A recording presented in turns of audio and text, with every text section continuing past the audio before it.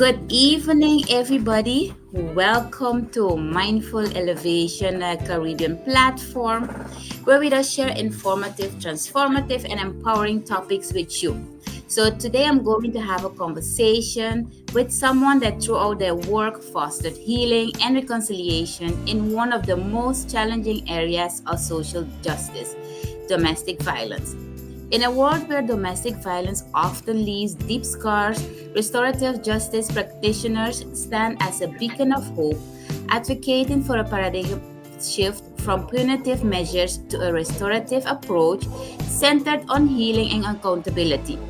With a profound understanding of the complexities surrounding domestic violence, spaces are created where survivors can feel empowered and perpetrators are given the opportunity to acknowledge their actions, take responsibilities, and embark on a journey of rehabilitation. Before we continue, let me inform you that tomorrow morning at 9 a.m. St. Martin time, 4 p.m. Uganda time, Unity and Solidarity TV on YouTube is going to have another insightful conversation with the topic of Russia growing influence on Africa with the guest Kamukamu Rukundo Clinton. I hope I pronounced it properly, with us host Bakari Makaru. So, like I said, today we have our guest, Mrs. Jamie, who is going to share her insight and experiences with us. So, let us open our hearts and minds to the profound wisdom that is being brought forward, reminding us all of the power of compassion, forgiveness, and reconciliation in the pursuit of justice and healing. If by any time the topic becomes too heavy for you, or you find that this topic is too heavy for you and it might trigger some things in you, please take care of your own mental and emotional well-being, and you at any time you can click off, close off the show, and we prefer you to take care of your mental and emotional well-being first. Yes, so let us welcome Ms. Jamie to the Mindful Elevation Caribbean platform. Welcome, Ms. Jamie. How are you doing? Thank you. Welcome. Yeah, I'm happy to be here. It's for me the first time in a setting like this, so we'll see how it goes. Yes, we're going to have a good time. We're going to have a conversation, share some information with the audience. So let me start easy. Tell us a little bit about yourself. Yes. Well, my name is Jamie Morion. I am a mediator for several years, but I have been mediating since the beginning of my career. I moved to the island in 2022, and since then I have been busy with this, of course, but also other aspects of mediation and other work-related topics. So a little bit about Okay. myself. Thank you. So how was it actually because where you used to live before? In the Netherlands. Okay, so how it Yeah. was to move from the Netherlands to St. Martin? It was quite a transition, I must say, but a very warm and welcoming transition as well. Certain things were very familiar and like it's been done in the Netherlands. Likewise in the Netherlands when it comes to work, and other things are challenging, especially when it comes to resources. In the Netherlands, there is so much, and here you really have to be inventive when it comes to how to support and what you can give the people. And I can imagine, especially being a mediator, you're not always able to find the proper resource, or there isn't here on the island all the resources that you might want to make use of, and that makes it a challenge. And like you said, you have to be very creative. Definitely. Yes. And in which, let me call it, department or area you does work as a mediator? Several, actually. I can do labor mediation, family mediation, restorative justice mediation, of course, but I can also do team mediation and yeah, more like that. Okay, Yeah. okay. And before we dive more into the restorative one, can you give us a brief explanation about what the work of a mediator is? Yes, the work of the mediator is actually bringing parties together. When there is a dispute going on, parties are very much on their own island, so to speak. So, and through the mediations, we are trying to find a neutral way of communicating with each other and see if we can resolve some of the issues that are underlying that led to the conflict that is at hand, of course. So, and by doing so and giving that insight in each other's feelings, the way things escalated, and the way how do you say that?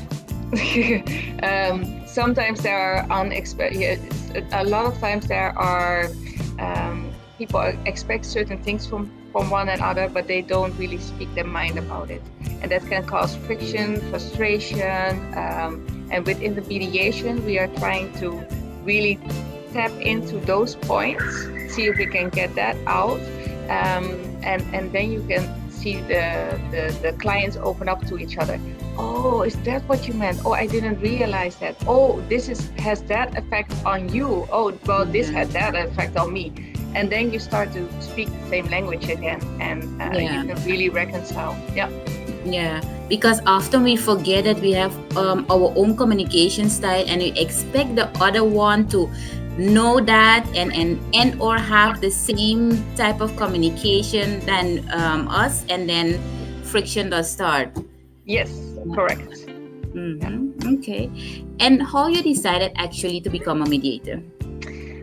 Well, I worked for many years in the Netherlands with, how you call it? We called it tijdelijk huisverbod. Mm-hmm. And what that actually means in domestic violence situations when children are involved within the government in the Netherlands, they would separate the victim from the suspect and have get together within the first couple of days to see if they could reconcile, to see what parties needed, and to stop the violence, basically.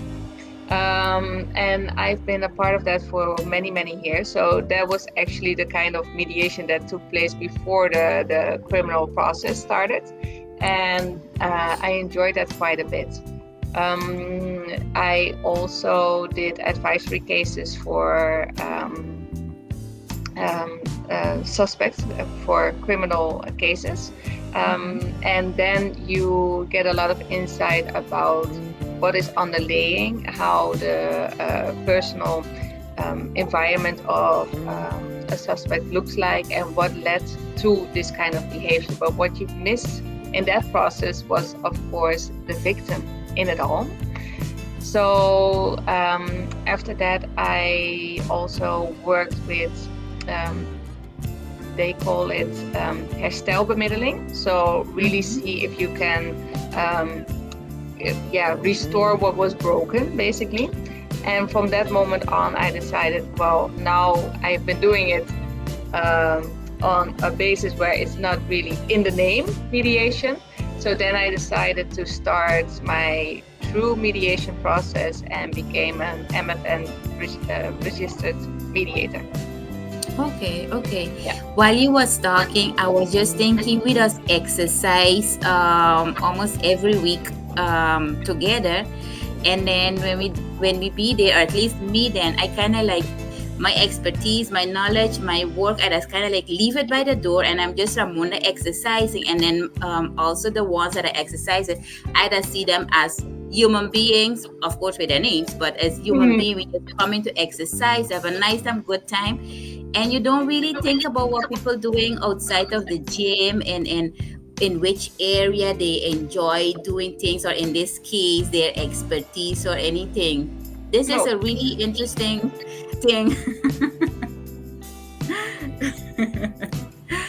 And so you were saying that you have been doing the mediation from the what do you call it? I don't want to call them perpetrator, but from, let me call it, the criminal side, and Mhm. then they were leaving out the victim.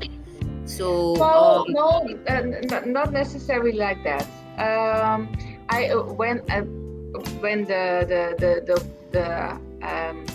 when the people were temporarily separated, then I was more of the mediator speaking in a neutral party. And mhm, then there was somebody guiding the perpetrator or suspect, and somebody guiding the victim. And I was then the mediator in between that, or mhm, initiating that. But yeah, afterwards, because then I got another job, then I was more getting more insight of what was happening with the suspect side of the story. So that was me just making advisory reports for the judge, but I mhm, got a lot of insight of what was really happening on that side of a domestic violence case, but also cases like, for instance, a robbery, or you can have multiple cases like this, a hit and run, um, you name it. Yeah. yeah. Hmm.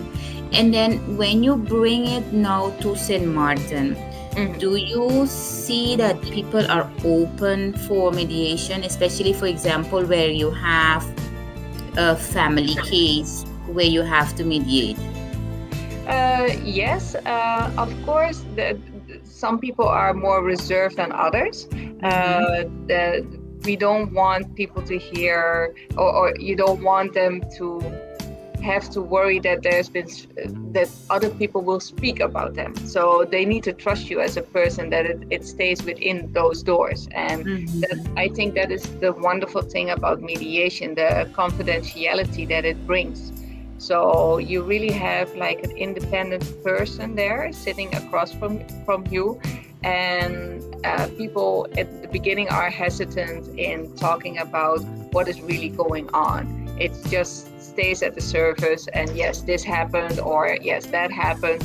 But going into the deeper layers of the conflict that has occurred, many topics can arise, of course. And we're talking about, for instance, even sexual topics, or we're talking about shame for a current situation, money problems, all kinds of stressors, or even family members that bring some kind of demanding aspect within the household, what is expected. So, yeah, when you really get to the bottom of it, then it's like, yeah, but we don't want anybody to hear about this.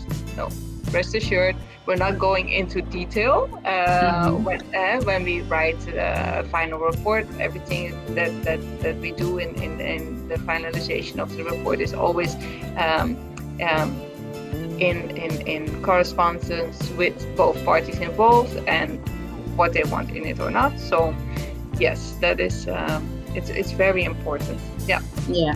Okay. And is there a difference with the restorative justice, or is that kind of like similar of what you have been explaining so far? It's similar. It's similar. Okay. I think, of course, there are different kinds of mediators on the island, and with any kind of work where you are the tool, Mm-hmm. you will have differences. And one mediator will be more in a certain line of questions, or would let things play out more. Another mediator can be more directive, and trying to do it in that way. So I think Mm-hmm. you also really need to see if you have a connection with the mediator that is sitting across from you. And that Okay. doesn't mean like when a conversation gets hard that you're like, okay, no, I don't like this mediator, because you are sitting there to, come to a solution. And that means that you need to have that harsh conversation as well. Yeah. Yeah. Mm-hmm. Yeah. Okay. And Did was this always already on the island? No, because it started when I was not here. I Mm-hmm. think it started in 2021 in in with SES and the prosecutor's office. Then they started a domestic violence and mediation restorative justice project, Mm-hmm. and many stakeholders were involved in that as well. So it was together with the police, it was together with Safe Haven, for instance, our women's shelter, um, and also with other parties like the women's desk and the social services, if I'm Yep. not Mm-hmm. mistaken. Yeah, yeah. Yeah. And yeah, on the way, more parties came along. Yeah. Okay, okay. And so that is actually something recently that's on St. Martin. And how that is going actually so far? Well, it was funded, and what I heard is that the funding had ended as well, Mm-hmm. as of the, I think, the beginning of this year or maybe the end of last year. Mm-hmm. It came together with PNG International. It came together with some other, the CR4 CR4U, if I'm Yeah. not mistaken. Yes. So they were part of that, and also the St. Martin Recovery and uh, Resi- Resistant Trust Fund. They Okay. all came together when it came to the finance of this situation. I know right now there's still a pilot going on within how do you call it? Um, the jails, the jail, point Yeah. blank. Mm-hmm. Yeah. Prisons. Yeah. Jails. Yeah, Mm-hmm. prisons. Yeah, so I know there's something going on, but it still needs a lot of attention to really get it off the ground, keep it continuing, and make sure that this is possible. We did Mm-hmm. have a mediation platform, and I think in the beginning of this year also we spoke to the courthouse and had a mix with different parties involved, different stakeholders, Mm-hmm. bringing this part of mediation back to life again. Mm-hmm. So also when you want to, the best thing that could happen is that it doesn't lead to a criminal case at all. So you want some awareness that people are willing to come to you as a mediator and just say, things are not going good here. And if this continues, one of us is going to end up in jail. Yeah. Yeah, and actually, that would be the best thing ever. If people would just call up and say, can you help me now? Yeah. Because we can. Yeah, we Okay. can So provide that. okay, so then it's not only through, let me call it the justice, that mediation Mhm. can help No, or assist, but as an individual, you can also call and request to have. definitely. Okay, Yeah, yeah. okay, okay. If we bring it to the domestic violence scenario, Hmm. how so before the restorative justice started here in St. Martin, how was it dealt with domestic violence cases comparing to now? Um, yeah, that's difficult for me to answer, of course, because this was set in place when I arrived on the island. But what I do know is that a lot of people are not aware that this is a possibility too. So when you look at domestic violence cases, I think a lot of credit can be given to the police force in Sint Maarten, Mm-hmm. because they are the ones that are first on the scene. They are the ones that talk to the people involved and try to um, come to a solution. It doesn't Mm-hmm. always lead to somebody being taken to the police station. So I think the first people on the scene are the police, and they provide the first um, sort of solution and mediation for that Yeah. matter. Yeah. Yeah. And even if you, for example, you compare it, being in Holland, Hmm. especially because you said you came here while it was started with the restorative justice already.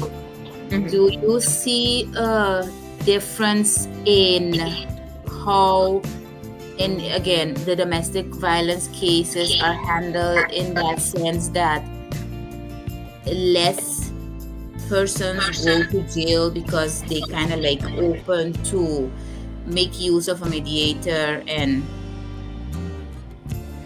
Um, I think if you're looking at how it's no, you started off with saying something from the Netherlands, but then you were at the end from at the results of mediation, Mhm. domestic violence mediation, and if it leads to less convictions. Is that what Yes. you're saying? Yeah. Yes. Well, it is. It has shown that, for instance, when you are talking to first offenders, that is very effective to really start this process right there and then, Mhm. because nobody ever wants to get into that kind of situation again. And I think that, like I said, the understanding and being able to speak the same language again and understand where the violence has came from, but also the desperation from the other party, or how it felt for the other party, and to give that insight, it Mhm. really works well. You see people, yeah, the relationships being restored, or like we say it, that they find some kind of closure and can end it well. So I think that really is it's that it is very good for St. Maarten as a whole, and it will really contribute as well to um, making sure that there are less cases when it comes to domestic violence. Okay. Okay. Yeah, because especially when it comes to domestic violence, I can, from the victim side, it will break their self-esteem and everything. I can imagine from the let me call it the perpetrator side, it does do something with them as well. And Mm. then it's good indeed to kind of like understand and learn from both sides what is the reason and how it came about and all that. Yes, Mhm. definitely. Yeah. Yeah. Yeah. Do you, um I was going to ask if there are a lot of cases when it comes to domestic violence, that you will have to deal with on Samarta, but we leave that question because I know that might be sensitive information. Um, do you see that when you as a mediator mediate in those type of cases, that both sides, they trying to do things differently? Do they stay still with each other, or it's like everybody going their separate ways, and especially the perpetrator do not fall back in the same pattern? Mm. Well, you see all of the above, of course, but we do see that a lot of times they do stay together. Sometimes it starts off like they don't have, or they think they don't have another choice, or they really don't see no other options than to stick together, whether it's for financial reasons, whether it's for not having a real place to go, or um, a kind of disadvantage within the relationship dynamics. That is something that we see, and especially then it's very important that you pay close attention to the victims in the case. Like, are you really, do you really want this, or do you not see a different option here?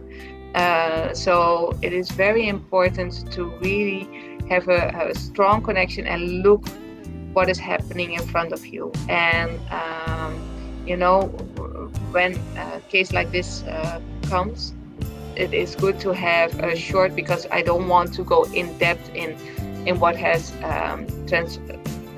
what has happened, but I do want to have a conversation with both parties separately, introducing myself and giving them a feeling of what to be expected during the mediation, if they are up for it, to have that kind of um, meeting, because sometimes it's the first time that they see each other again, and a lot of big emotions come into play. So yeah, you really want to be sure that they are up for it.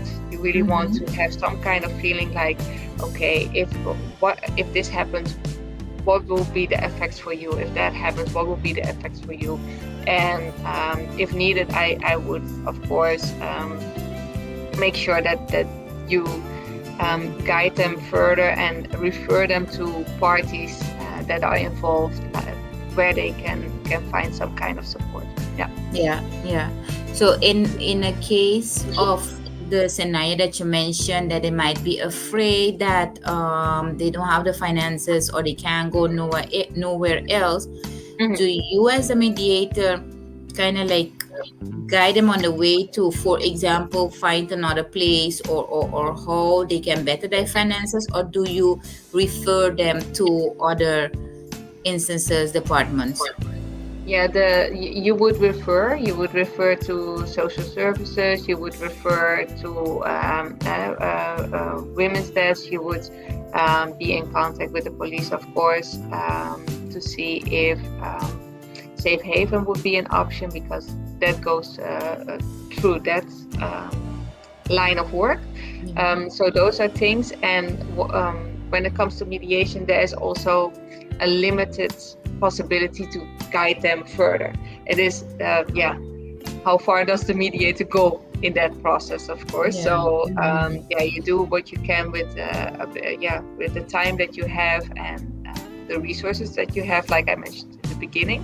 Mhm. um, but also, I am the kind of person who will look during my mediation session as well, look to what kind of network do both parties have, and who could also help them either to better themselves within the relationship, or if they separate, could be of support for them.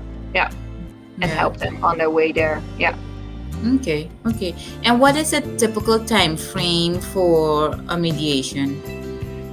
That is, it depends. Sometimes within two, yeah, one mediation session for me is no longer than an hour and a half.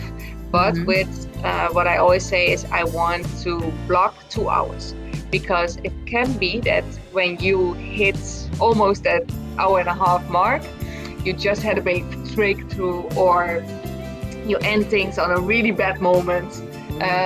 So then I would like to have that last half hour to say, okay, we are on our time point, but the way we are ending it now is not beneficial for either party involved. Mm-hmm. So let's see how far we can get with this, and then make a different appointment for afterwards. But sometimes within 2.5 hours, you already have been able to come quite far. Mediation is also very much letting the parties decide how to continue. Okay. So if they say, well, I think we're there, we can take it from here, then Mm-hmm. that's fine with me too. If something needs to be presented to the judge, of course, then we'll say, let's make up the agreement. And that. But when it comes to the voluntarily mediation, I would say, okay, if you are both in agreements, then we can leave it like that. Sometimes it's 4 or 5 sessions. That is what I have the most, like 4 or 5 sessions. Yeah, Okay. to really Okay. get into depth with what is going on, to see what needs to be done to continue, and to really make that commitment, and yeah, the Mm-hmm. afspraak. Yeah, as well. Yeah. Yeah. So then, what is actually a typical framework? So you will have a session, discuss with them, and Yeah. then how it continue further if you have, for example, 4 or 5 sessions. Yeah, it depends on the amount of topics that are crucial for those parties involved. So then Mm-hmm. you would say, okay, what is the most urgent topic that we need to um, highlight? And then we'll start a session with that, get busy in getting to the bottom of that issue, letting them both have time to reflect on it and come together to it, and then we'll park it like, okay, that is done. Then we'll focus on the next thing and the next thing. And sometimes they will, sometimes one thing can be connected to another thing, so it can flow as well. Mm-hmm. So that is when you have multiple sessions. When you have like one session, you can you can focus on cure only the problem that occurred just there and then. And if it's quite simple and it hasn't occurred, it hasn't happened ever before, or it's very obvious that this is the kind of circle that they are going through time over time over time. Um, then you can get very far with 2.5 hours. Yeah. Okay, okay, okay. And then when, because depending on what for cases it is, you have underlying emotions as well. Mhm. So does that sometimes hamper the mediation sessions? Yes, we talk about that before we begin as well.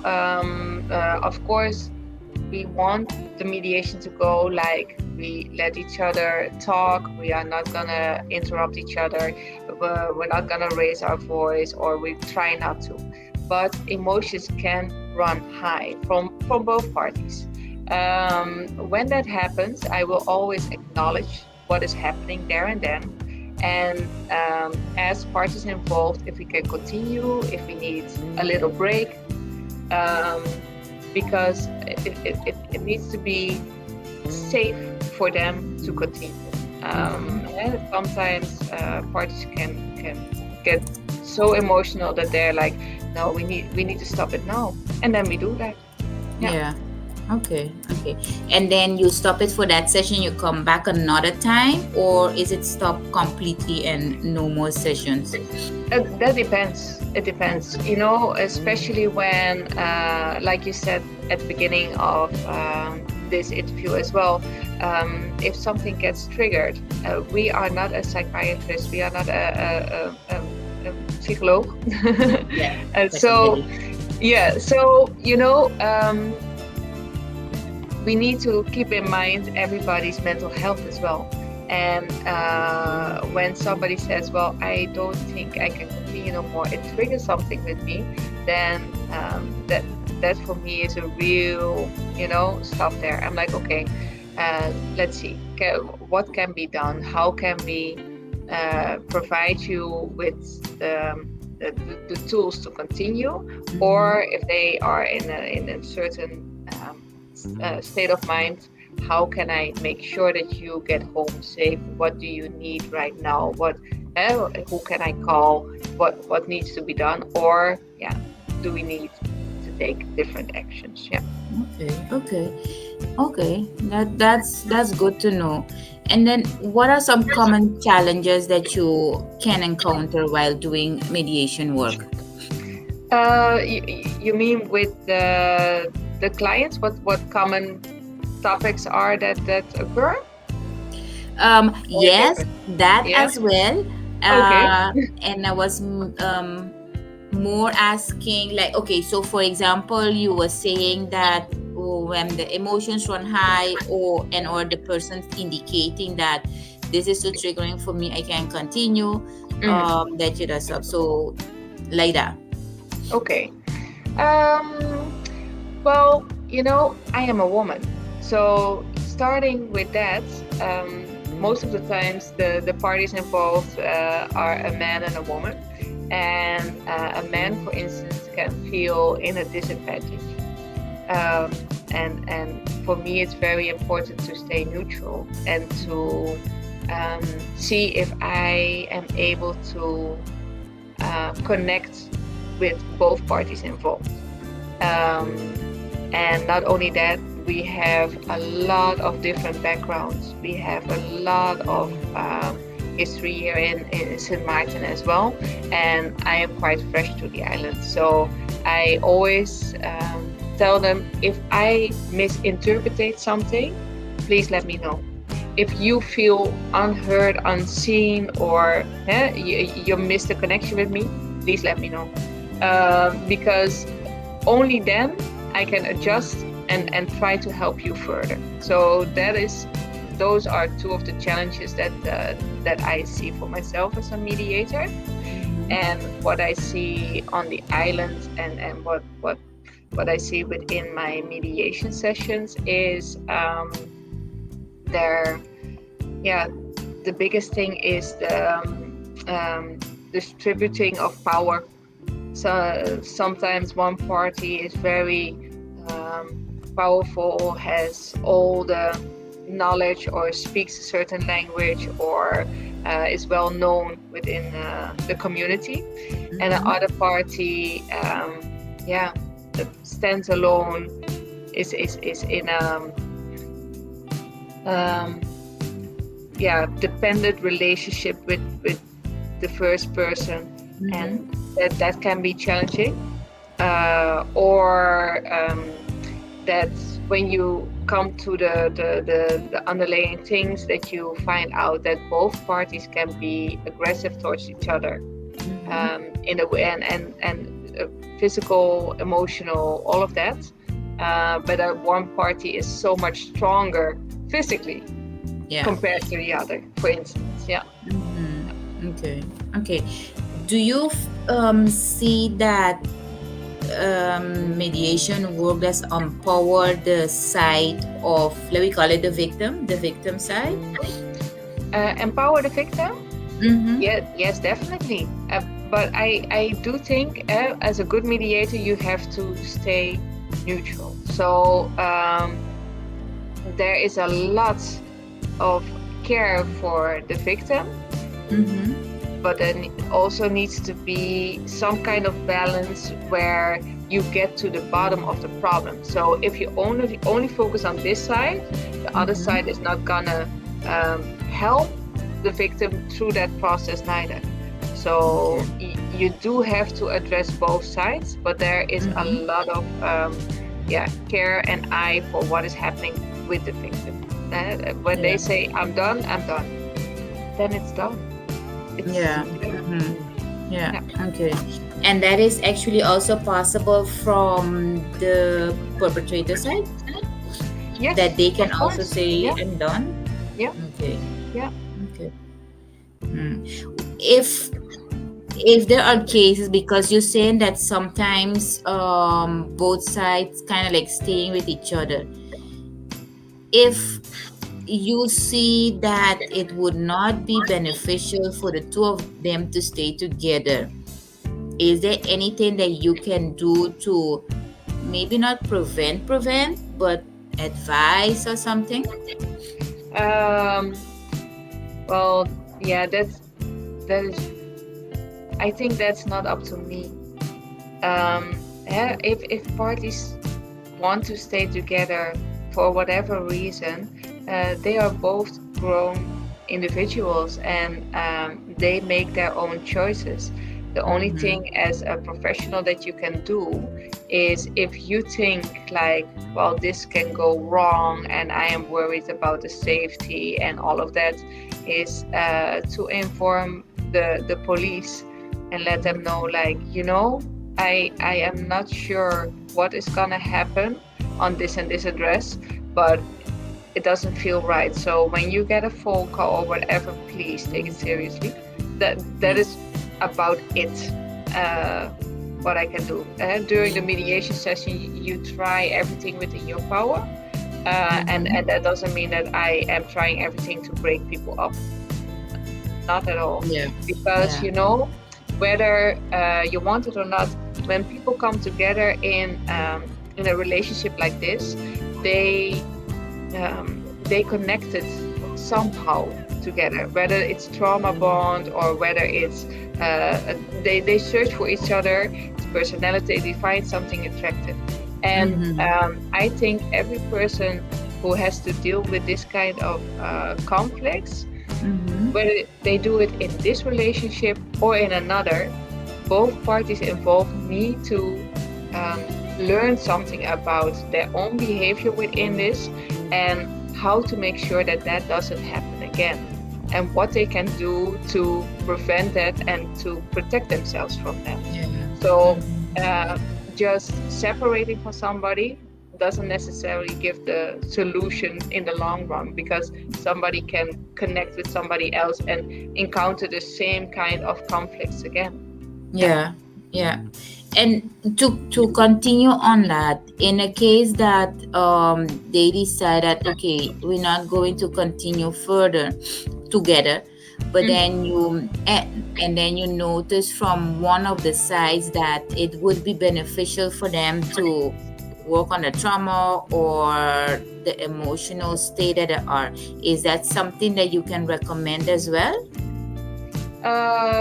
Well, it's something that I can tell them personally, like that I think it will be in their best interest to either find some kind of counseling with a psychologist, or um, to really dig into deep dive into that, or visit mental health, or yeah, Mhm.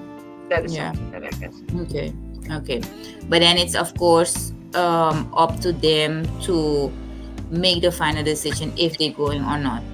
Definitely, Okay. yes. Okay. Is there actually a difference between because through justice for example a couple can be obligated to make use of a mediator? Um, I don't think we are there yet when it comes to St. Okay. Martin. Mm-hmm. It is something, because in the criminal cases, it was something that would be presented to them from like, um, is this something you're interested in? And it doesn't mean that it will give you a lower sentence or stuff like that. But Yeah. so it is really up to the parties involved if they want to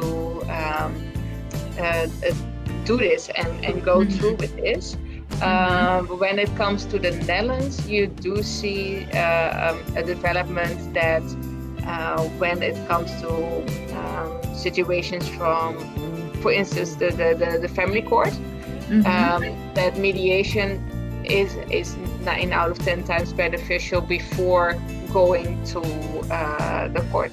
So you see that they during court hearings they recommend, well, first try mediation, and it would be nice if they would say, even in criminal cases, considering the situation and the fact that you do have to come back to each other and have a life together, and to prevent from um, becoming a repeative perpetrator, Offender. or to, to get mediation as one of the recommendations. Yes, that would be wonderful. But I don't think we're there yet. Oh, okay, okay. How can communities and different departments support mediation? I think it all starts with, first of all, awareness. A lot of people don't even know what mediation means. So that is the first step. And I think when it comes to um, some of the entities, like the courthouse is aware, the police is aware, a lot of those entities are aware. So communities can take note of that. I think churches already can help with that as well, but it would be nice if other communities would be Yeah. informed and be able to suggest it when they see something, or even your neighbor. If a neighbor is aware that this is a possibility, speak to your neighbor about it, and yeah, spread the Yeah. word, so to say. Yeah. Yeah. Yeah. Did you say that I'm not so sure if you spoke about it. I don't remember exactly. If, for example, the police encounter okay, let's say a couple that things are not going good, that the police can suggest to, for example, you as a mediator, listen, I had a case with this couple. Is it possible for you to call and see, or does it have to come from the couple side? Well, you can be referred by almost everybody. Mm-hmm. But then the situation starts that I have to contact both parties, of course, and see if Mm-hmm. they are willingly want to participate with the mediation. But Mm-hmm. yeah, it hasn't happened like that, but I Mm-hmm. will be open to it. Yeah, Okay. of course. Okay. Yeah. Okay. And what are some misconception about mediation work? I think a lot of people mistake it for like it's not couples counseling. Mm-hmm. It's not just talking about your feelings like how you doing, what do you feel with this. It's not like that. It's really we are gonna work hard. Yeah. Um, we have a mission, we have a common mission, and we talk about that from the beginning. This is what we want to achieve, and that is better communication. That can be whatever it is, but that is our goal. And Mm-hmm. of course, we're gonna dive deep and we're gonna have that hard conversation. But also, I think mediation gives a lot of room for um, how do you say it? Um, choosing your own path within that. So it is completely up to the parties involved what the Mm-hmm. topics are that are being discussed. It's completely up to the parties involved how they want to get to that solution. And a lot of creativity plays a part in that as well. And it's wonderful to see, Yeah. actually. Yeah. Okay. So, Okay. like that. Okay. Okay. So, how do you take care of yourself actually doing this type of work? Because I can imagine that even though you're not a psychologist or in that expertise, but I can imagine that people still have a lot of emotions coming Yeah. out, and that you are there kind of like receiving all that. Yes. Well, it can be very emotional, and after sessions, you do feel the tiredness. I'm not gonna lie, but it also gives a lot of energy, especially when couples come together or a breakthrough comes as well. So it costs energy, but it gives me energy. And for me, the best way to really get back to myself is actually through the gym, just exercising and having that moment of rest for me. Yeah, that is very important. Okay. And um, I see that my battery is about to die almost. So, but yeah, that and also just being with my family, having time with my family, making sure that I have enjoyable moments with them and get back to my own reality. Yeah. Yeah, yeah, because you need to center and ground yourself so you can continue doing the work. Yes. Yeah. But aren't we all? I think everyone within, their work Yes. environment has to deal with certain challenges, and everyone deserves to, yeah, unwind and Hmm. find Indeed. themselves again and be there for themselves, for the family, for yeah, all the Yeah, other roles within our lives. Yeah. that is so true. That is so true. So, Jamie, we reach to the end of our session. And before we go, is there anything that you would like to share with the audience? Well, of course, I really want to thank you for the opportunity to speak up about mediation. So thank you for that. And yeah, I would say don't hesitate to contact.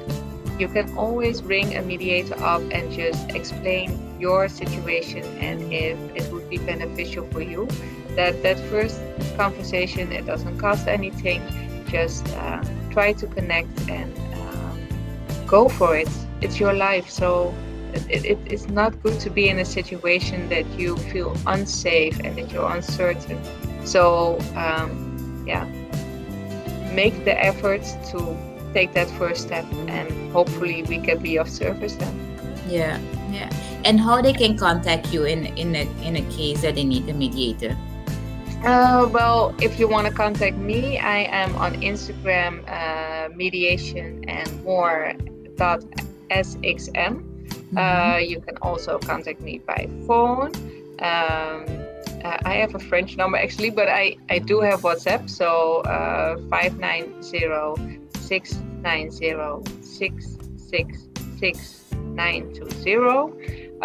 through you. So if people listen to you and they're like, Definitely. okay, it went too quick, you have my contact information as well. And if you're thinking like, yeah, I heard Jamie, but Jamie is not for me, I am in contact with other mediators, so I can also give information about them, different kind of mediations too. So if somebody really has a different kind of mediation question, I can refer them as well. Okay, okay. That's good to know that you have different type of mediation. Yeah, that's Yeah, very good to know. Yeah. Okay. Well, thank you, Jamie, for your time. It thank was you. very informative and interesting. And like you said, I hope that people that will have to make use of a mediator will also contact and make use of it, because you want to prevent things from happening as well, or to continue happening, and for people to how you call it, do things different, be happy, and yeah, and make something of their relationship and or Yeah. themselves, if that is the case. So thank you very much for that information. And indeed, if they watching the show later, they need more information, they can contact you, and otherwise they can contact you through me. That's not a problem at all. So, Absolutely. audience, thank you very much for your time, for being here with us, and we will see you by next Mindful Elevation Caribbean interview. So thank you, Jamie, and enjoy the rest of your evening. Same to you. Have a very nice evening, and same goes for the audience. I hope it didn't trigger anything. And like I said, if you have questions, just don't hesitate to contact. Yes, yes. Have a good evening. Bye bye.